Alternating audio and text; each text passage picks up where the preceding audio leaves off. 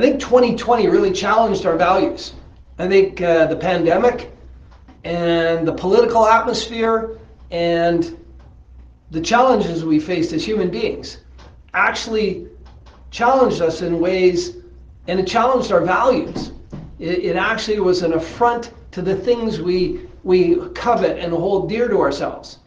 And in NLP, we know that values are a very, very, very deep filter. Values are those things, they're content free, and they're those things that actually motivate us, that get us going, that move us. And so as we're in the second phase of COVID, if you will, if we're experiencing this new lockdown, then it might be interested to know, how have our values shifted over the last year? Because we do know that our values shift when we're under duress. Some things become more important to us, right? And some things become less important to us. When we're not under duress, when we have a lot of freedoms, when we have a lot of opportunity, when we have a lot of choice, we seem to exercise a different set of values. Now, growing up in Canada, growing up in the era I did, I've had nothing but freedom and choice. And I know that because I've worked in developing nations for quite a while. And hi, Zeppelinda. Happy 2021. And I know that because of my experience in developing nations, I know what it's like to have less freedoms than I experience here in Canada.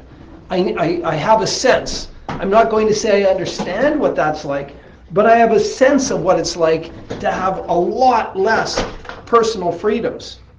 To have your personal freedoms stripped from you. Bear with me a second here.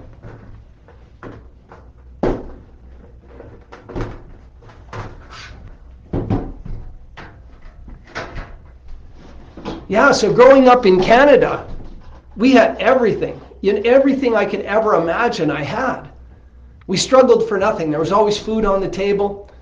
My parents, we had 6 kids. My dad worked for the International Nickel Company, so he worked in heavy industry. But we always seemed to have everything we needed in life. And so our values, the values as our family, shaped me. And then they shaped you. Your family values shaped you. And they become our individual values. And so values are critical. And when we wonder, when we have discomfort in our life, when we're not experiencing our life fully and happily the way we'd like to, it's often because our behavior, how we're living, is incongruent with our values.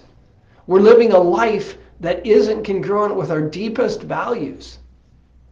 And I think in the internet world, I think it's easy to start living a life that's not congruent with your deepest values.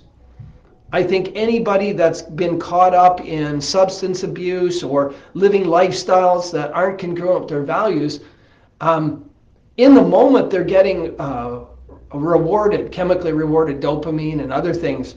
But deep inside, there's a value conflict. So coming into 2021, a lot of people would be setting goals and New Year's resolutions. I think it'd be brilliant. I think it'd be brilliant if a person knew their values. I think it'd be brilliant if a person knew their values and that their values were congruent and aligned to what they want to achieve and accomplish in their lives. And that's an interesting concept, that you can actually align your values, that our values might get misaligned as we go. Now, over the holiday weekend, the New Year's Eve weekend, Tara and I listened to an amazing podcast by Brene Brown, 2-hour podcast. So in the world of podcasts, it was a long one.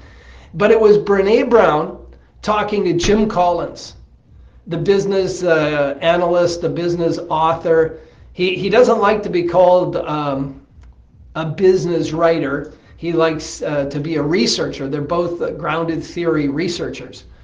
And it was interesting because they didn't know each other personally, but Brene Brown had taken Jim Collins' work in his business, I think the book was called Business 2.0 or Entrepreneurship 2.0. The short form for it is B 2.0.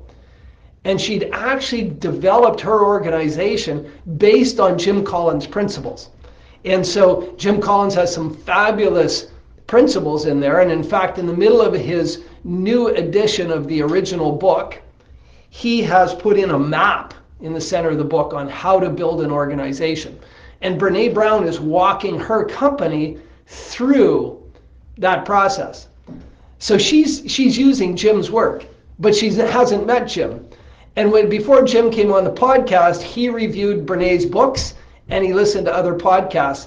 And he had met her, but he came in really well versed. And it's one of these beautiful conversations. It's hard to tell who's interviewing whom. It's beautiful. And they talked about some interesting concepts. They talk about doing things that we're passionate about. Jim Collins has a concept called hedgehogs and foxes. The fox is a person who is interested in everything. The fox is looking around, scanning all the time. A hedgehog is very sole purpose determining, very narrowly focused. And these are two metaphors for people in business. And that we really want to be hedgehoggy. We want to be hedgehoggy if we want to be truly successful and grounded and calm and relaxed and feeling like we're congruent. And when you listen to them to describe the hedgehog process, I started thinking, well, when you do the hedgehog process from Jim Collins' book right, you're actually living your values. You're living your values. Now, he was looking at a very detailed, the chunk down level, a very chunk down, that's an NLP term. We chunk up to abstract and we chunk down to very narrow details. But he was talking about a hedgehog principle is 3 circles that overlap, a Venn diagram, and in the center are the activities that you want to pursue. And the 3 circles are, am I passionate about it? And the second circle is, can I be an expert in it? Can I become extraordinary at it? And the third circle is, from a business perspective, is it profitable? So if you're passionate about it, extraordinarily passionate about it, and you can be a leading expert, a thought leader in it, and it's profitable, that's something to pursue. Well, if we're pursuing our passions, then we're probably pursuing something within our value system. We're pursuing something that resonates with our value system. We're pursuing something that aligns with our core, inside our neurology, not in our thinking brain. These are things that resonate with us deep inside. Your values are unconscious filters. They're not conscious.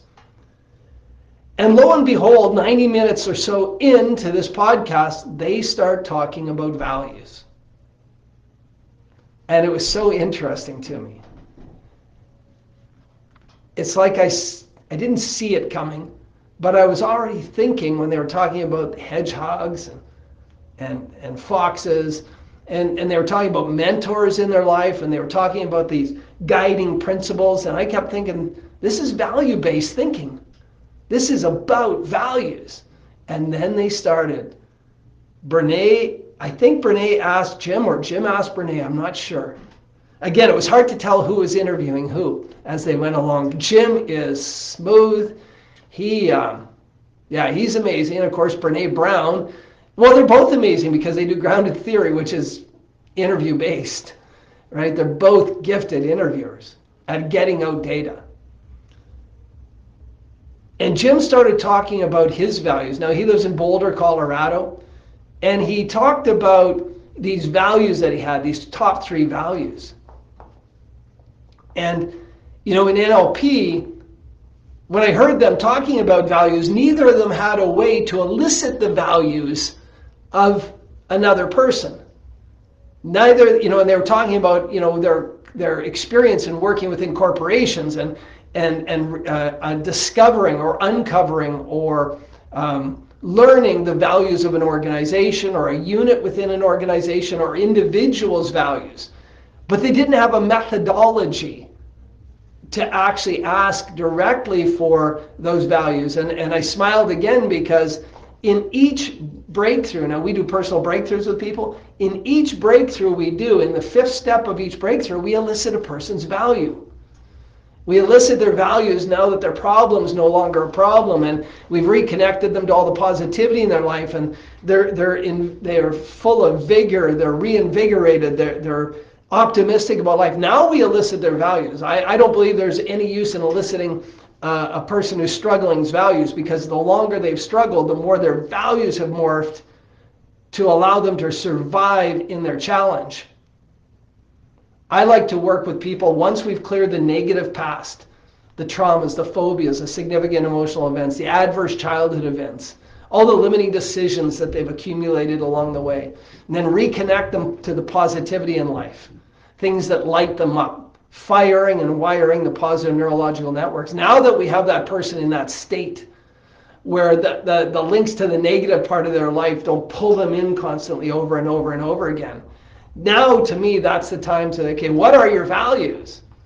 And we elicit those values. And I thought, here's another example of leading edge thinkers, Brene Brown and Jim Collins.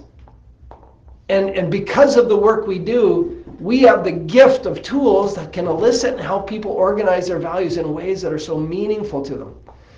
So, Tad James says that, one of the people I've studied under, I consider him a mentor. Tad says that values are those things that we'll invest scarce resources in. We'll use up our resources, time, money, effort to achieve those values. Bandler, of course, being, one day I hope Richard listens to one of these and says, and rips me, but Bandler seems to always be a bit more flippant. I like his style. More direct, more flippant. Yeah, he says values are those things that are important to us and we rarely achieve, right? But he's a little more flippant. So here we go. So, I've got this NLP perspective on values. I have the tools to elicit values and help people align values. I have, in NLP, we have the tools to help people unlock conflict within their values. And we can have values that are in conflict with each other. I value my personal freedom above all else, and my highest value is to be part of an organization. Well, organizations come with rules. They come with guidelines. They come with concepts. They come with principles. They come with norms, right? Soon as you acquiesce to be part of an organization with norms, and your highest value is personal freedoms, if your highest value is personal freedoms and the value is you want to serve, your second highest value is you want to serve by being a police officer, you're going to give up a lot of personal freedoms to be a police officer or a military officer, or if you wanted to enter the clergy. If your highest value is personal freedoms and then your next highest value is to serve humanity through one of those other things that have norms and systems and guidelines and protocols, those are in conflict. A lot of entrepreneurs, they have a value. They want to be financially abundant, high value, but they also want to have personal freedom to do what they want when they want. You can talk to any entrepreneur over the holidays, to listen to Gary Vee talk about successful corporations. And Gary Vee was on a bit of a rant, as he does, and dropping the F-bomb like crazy. And he said, in my 20s, we had a liquor store. I worked every Saturday in my 20s. Every Saturday. We worked 6 days a week. Every Saturday work. It was the biggest day of the week for us. We had to work. He said, and he was talking to an audience, and he said jokingly, "You'll get more Saturdays off tomorrow." So clearly he was speaking on Friday. "Than I got off in my whole 20s. He said, and he was talking about values, the value of what it takes. He said, because we've got this culture on the internet where everybody believes they can become a 7-digit income earner, in 30 days or 60 days or however how many days is being advertised. And he said, for the number of Instagrams there are thousands of Insta, and these are Gary's words, there's thousands of Insta shits that never saw the light of day. So the value, you want to build a big company, you've got to persevere, you've got to dig deep, you've got to grind, right? Hard. Those are values. So again, let's double back now. So I feel so blessed that we have these tools to help people first elicit their values, Then look at the hierarchy of those values. What's most important? What's second most important? What's third most important? And then get this hierarchical list. And Brene and Jim, said that it's only the first couple of values that really motivate us, that really drive us. Or if you're in a group, the values of the group, or if you're in a company, the values of the company. And we echo that in NLP. We know that it's the top 3 values that get you out of bed and get you going every day. It's our top 3 values. And if those values are incongruent, if those 3 values aren't aligned properly, it's going to cause you a lot of emotional distress. You will be doing things. So some people who have been violated by other people no longer trust. Or if somebody's done something that they can't live with, they've done something that causes them fear, they may have trust as their number 1 value. When they're hurting, and they've been hurting for a while, trust may go right to the top of the pile. And trust is never a move towards. So we introduced the concept of moving towards things or moving away from things. So many people in life, especially when they're hurting, are moving away from the pain. They're moving away from pain. People are overweight and want to start losing weight, move away from the pain of being overweight. People who are broke are often trying to move away from the pain of being broke. Trust is a move away from value. You're moving away from not being able to trust self or others. As soon as we clear the negative past and clear those negative experiences that the person's had, and then reconnect them to positivity, having trust up at number 1 no longer serves them. And it will rarely, if ever, stay there. Because the reason that trust has risen so high, or personal safety has risen so high, is that person has experienced in their life a lack of trust, a lack of safety. So those become the primary. But when you can clear the past, when you get people accessing their full resources, now their values can be aligned such that they can pursue a life that's rich and fulfilling. That's rich and fulfilling. So with entrepreneurs, I love working with entrepreneurs. I really enjoy eliciting their values. I really enjoy entrepreneurs whose values, the top 5, there's this group of values, and money's not there. Actually being profitable as an entrepreneur is not in the top 3 or 4 values. The exchange of energy, they're going to provide a good or service, and the marketplace is going to reward them energetically with money. And in our world, we see money as a form of energy. It's an acknowledgement of your contribution to the marketplace you're in. Right? So there are some people that make a little bit of money, some people make a lot of money, and we believe that's just an indication of what the market thinks your service is worth. So it's an exchange of energy. And if you're an entrepreneur and you don't have that exchange of energy up in the top 3 values, so as an entrepreneur, if you're not saying money's important because it's a reflection of how the market sees me, how the market hears me, how the market feels me, how the market experiences me and my goods and services, you're not going to be successful. So I love aligning values for entrepreneurs and getting money, that exchange of energy, that recognition by the marketplace, up in the top 3, and then watch them go. Watch them go. I worked with an NLP trainer once who was struggling, and we cleared a big bag of baggage. And then when we got to values, we moved money up into number 3. And so you might be asking, what's number 1 and 2? if money's in 3, what's in 1 and 2? For me personally, money has number 1 has to be the experience your clients have. I want clients who, quote unquote, love what we deliver. Unequivocally. So the number 1 for me is the client experience. Number 2 is the quality of my skill set and the quality of my company's skill set. So number 1 is the client's experience. Number 2 is the expertise we deliver. Number 3 is the money. Because when we get 1 and 2 right, then number 3 should automatically happen, but it still has to be there. It's a motivator. It motivates. So when I create that 1, 2, 3 sequence, everything we do, we use what's called in NLP sensory acuity to notice if the client's getting what they want, if their experience is what they want. And our markers for that are really, really high, extraordinarily high. Our goalposts for that value that our clients are getting the goods or service is really high. And then the skill set we bring to the table, we're a constant learning organization. We're constantly iterating and improving our process based on the client experience. It's an iterative loop. And then since we've started, we've had continuous growth. We've grown somewhere in around the 30% revenue rate.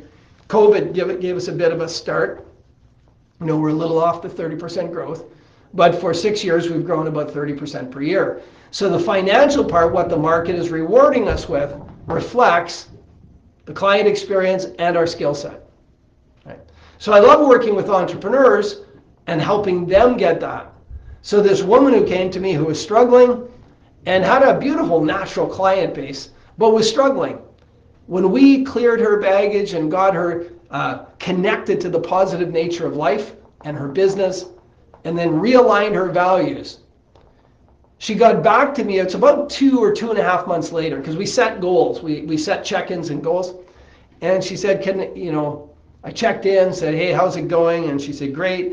She said, would it be inappropriate if I shared my revenue for June? And I said, no, it wouldn't be inappropriate at all. So this is a sole proprietor working as an NLP coach and trainer.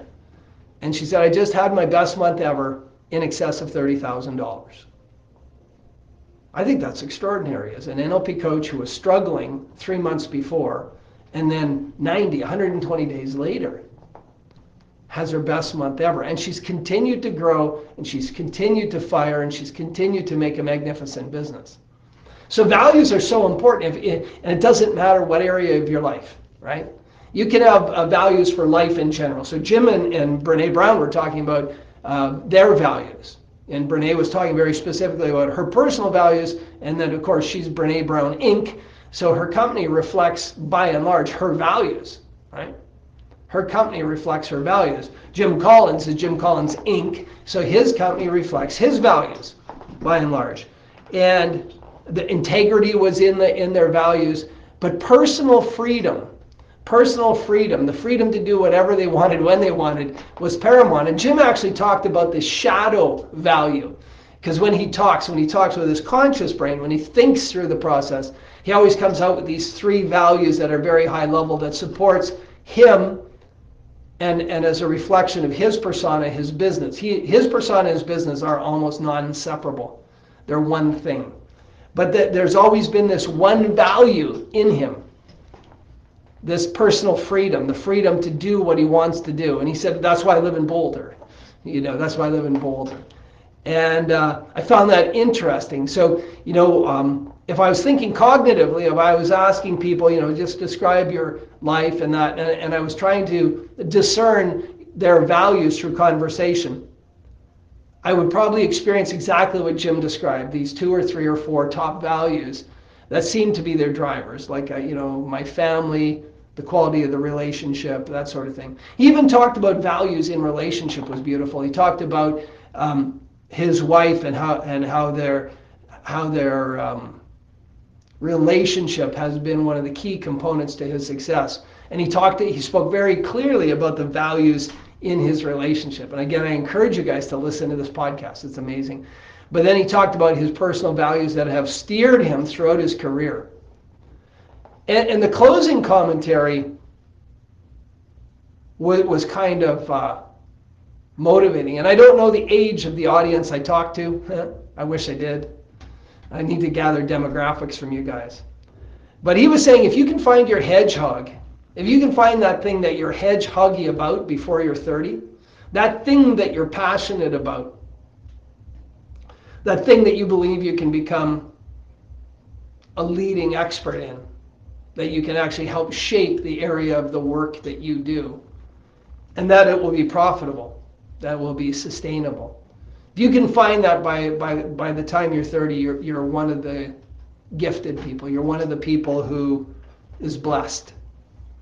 Because it's one of the things most of us chase in life, right? That thing that meets all three criteria. As a career or a business person, the thing we're passionate about, that our heart is into it, that we know through our passion and through our expertise that we can become a leader in our field and that it's profitable. And so as we go into 2021, I think it's so important to look at what are your hedgehogs and what are your values. What are your hedgehogs and what are your values? I know that we're putting our company through the same. We started in 2020, and I didn't know about Jim Collins and the hedgehog theory. I'm actually embracing it and bringing it into our company, and we're actually making some significant changes to how we do business to increase our client experience and actually allow our individual and collective skill sets to grow and manifest and deliver better results. And I think at the end of the day, the measurement of does that reward us financially will verify that our clients are getting a better experience because we have a better skill set delivered in a better way, and therefore we exchange energy. So as a business person, those three values will be met. And part of that reason is because we're getting really, really clear on our hedgehog, and I'm encouraging you to, and really clear on our values. We've been clear on our values for 6 years. My three values haven't changed for 6 years. They've been the same. And so as we enter 2021, screw New Year's resolutions. Get rid of them. I resolve. Get rid of them. Find out what you're passionate about. Find out what you believe you would spend time and energy to become a leader in that field, to be an influencer. And if you're passionate and influence and you're solving a real world problem, then it'll be profitable. And then once you do that, then have someone elicit your values and make sure they're aligned to support you in getting what you want in life. Make sure that your values aren't impacted by your life's experiences. Make sure your values haven't been skewed by messaging you've received. And then when we live our values, I think, I probably could do some research and find research that says your immune system will be happy. And when your immune system's happy, of course, then you're more resilient as we go through winter, the cold and flu season, as well as COVID season. And so there you go. That's my first Tuesday of 2021. Live your values, know them, live with, do the work that you're passionate about, that you want to be a thought leader in, and that creates a profit for you, that pays the bills. All right? So we'll see you next Tuesday. As always, if anybody wants to talk to me one-on-one, I'm always available for a 30-minute free consultation. Go to allenkanerva.com, ALLENKANERVA. Go to allenkanerva.com. There's a free consultation link there. Hey, there's one of the things. So now, when you want to if you have trauma and you want to connect with me, you go to allenkanerva.com. If you're interested in wholeness work or transition work or any other issue in life and you want to work with Tara, you go to tarakanerva.com. So there's two hedgehogs sitting up there, right? Because I'm passionate about trauma, and I believe I can be a thought leader in trauma, and I know, unfortunately, that it's financially stable. Tara is passionate about helping women become whole and transition through all the transitions in life successfully to live their genuine, full, resourceful selves. And she's passionate about that, and she is a thought leader in that, and it also is financially stable. Then we have inspiredoutcomes.com, which is the NLP training company that we're both passionate about training NLP, sharing NLP, and we know we're leaders in our field, and we know it's profitable. So there's an example of three hedgehogs emerging from one company, and we're living those hedgehogs. So again, if you want to talk to me, allenkanerva.com. If you want to book a 30-minute session with Tara, it's tarakanerva.com, and she has a free consult link. And if you want to know about training, go to inspiredoutcomes.ca and talk to Sam, our admin assistant. Thank you so much for joining me on this first Tuesday of 2021. Have a great one.